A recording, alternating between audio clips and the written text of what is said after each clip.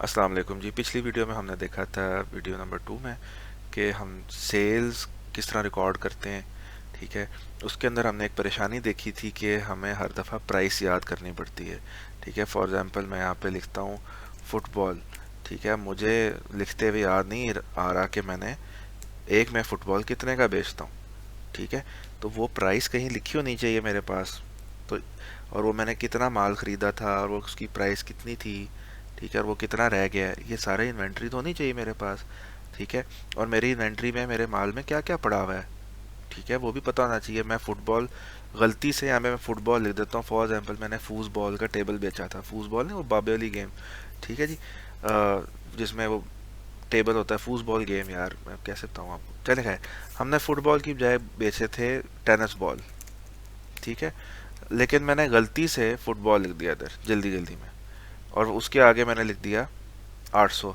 अब tennis ball तो 70-80 रुपये का, 90 रुपये का होता है मैक्सिमम। ठीक है, लेकिन मैंने यहाँ पे गलती से फुटबॉल 800 का लिख दिया। ठीक है, यहाँ टेनिस बॉल की मैंने प्राइस, टेनिस बॉल लिखने के बाद मैंने फुटबॉल की प्राइस लिख दी। अब इस तरह की गलतियाँ तो मैं करूँगा अगर मैं हर चीज़ हाथ से लिख रहा हूँ, तो ये मुझे नहीं करना। मेरे पास कोई इन्वेंट्री होनी चाहिए जहाँ पे ये सारी प्राइसेस ऑलरेडी लिखी हों। ठीक है, अगर मैं चेक भी करना है तो मैं वहाँ से कर लूँ जाके। ठीक है, तो मैं यहाँ पे इन्वेंट्री बनाने लगा हूँ, और शीट 1 को मैं कहूँगा ये सेल्स है, डेली सेल्स कह देते हैं। ओके, और अब हम एक नई टैब बनाते हैं, एक नई शीट बनाते हैं, उसे कहते हैं हम इन्वेंट्री। स्टॉक्स, स्टॉक जिसे कहते हैं जी, गोदाम में माल कितना पड़ा है, ऐसे समझ लो। ठीक है, तो शुरू करते हैं। सबसे पहले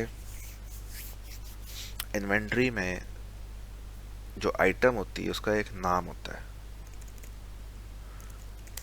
ठीक है, जैसे remote control car, football, robot, dinosaur, और क्या होते हैं, बेबीज ब्लॉक्स, लेगो, और football, tennis ball, bat ball का सेट होता है, डॉल्स, डॉल हाउस। ठीक है, डोरेमोन, बैग्स। ठीक है, ये थोड़े बहुत मैंने चीज़ें लिख दी हैं यहाँ पे। ओके हो गया। और अच्छा, ये हमारे पास अब जी कितनी जी हमारे पास हम टोटल कितनी हमारे पास हमने परचेजिंग की हुई है इनकी क्वांटिटी।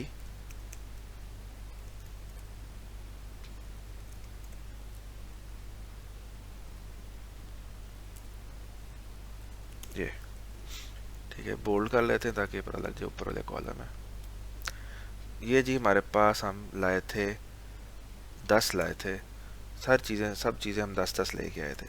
ठीक है, और इसकी जो प्राइस थी वो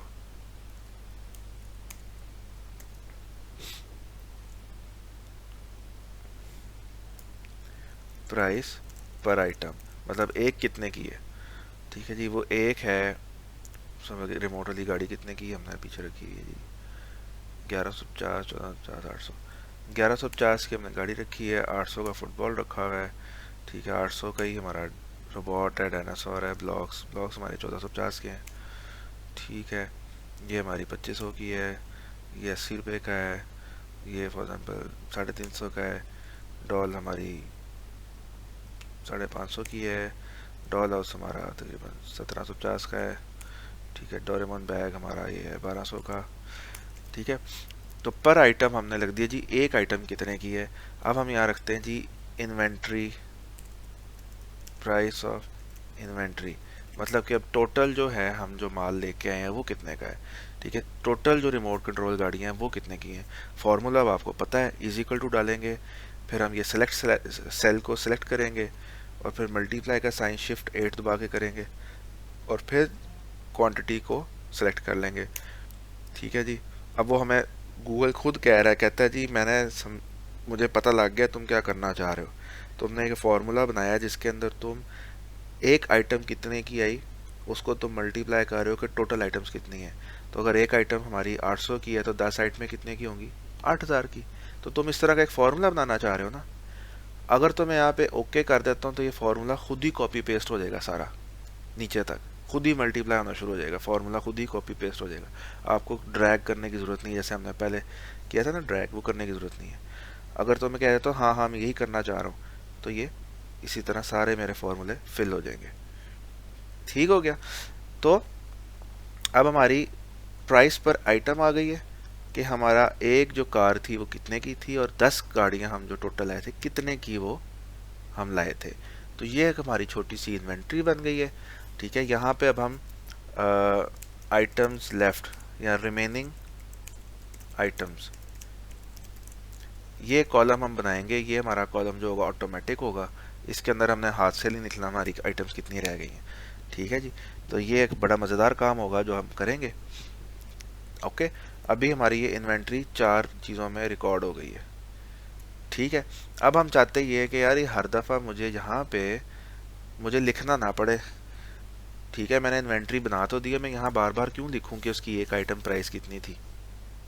ठीक है, ये प्राइस खुद ही आए और यहाँ पे नाम भी है जो मैं सेलेक्ट कर लूँ किसी लिस्ट में से, मुझे याद नहीं रखना, मुझे लिस्ट चाहिए यहाँ पे। तो लिस्ट बनाने का तरीका ये है कि आपने जहाँ लिस्ट बनानी है उसको सेलेक्ट करें कॉलम को। आप किसी एक सेल पे भी लिस्ट बना सकते हैं और पूरे कॉलम पे भी लिस्ट बना सकते हैं। तो हमने पूरे कॉलम पे नहीं बनानी, हमने बनानी तो पूरे कॉलम पे है लेकिन सवाए पहली आइटम के। तो कंट्रोल दबा के पहले तो आप सेलेक्ट करो कॉलम का नाम, बी पे क्लिक करो, सारा कॉलम सेलेक्ट हो जाएगा कि जी इस पूरे कॉलम पे मुझे लिस्ट बनानी है, हर सेल के अंदर लिस्ट हो। ठीक है जी, तो पूरा कॉलम सेलेक्ट कर लिया और पहला सेल जो सेल हमें नहीं चाहिए कि भाई इस सेल के ऊपर लिस्ट ना आए, बाकी सारे सेल्स पे लिस्ट आए, तो कंट्रोल दबा के आपने क्लिक करना सेल को, वो सेल अनसेलेक्ट हो जाएगा, उसके ऊपर लिस्ट नहीं बनेगी। अब हमें सारे सेल्स के ऊपर लिस्ट चाहिए जिसको हम सेलेक्ट करके वहाँ से अब अपनी आइटम ऐड कर लें इसके अंदर। तो हम डाटे पे जाएंगे, हमने कहा था ना जी बड़े बड़े काम ऊपर से होते हैं, ऊपर वाली ऑप्शन से। डाटे में जाके ये वाला ऑप्शन सेलेक्ट करेंगे, डाटा वैलिडेशन, और यहाँ पे अब ये जो जाली बनी हुई है, खिड़की बनी हुई है, इसको सेलेक्ट करेंगे और इन्वेंट्री में आएंगे। और इन्वेंट्री में हमारा जो ये वाला कॉलम ए है इसके अंदर इन्वेंट्री पड़ी हुई है, हमने कॉलम ए पे सेलेक्ट किया।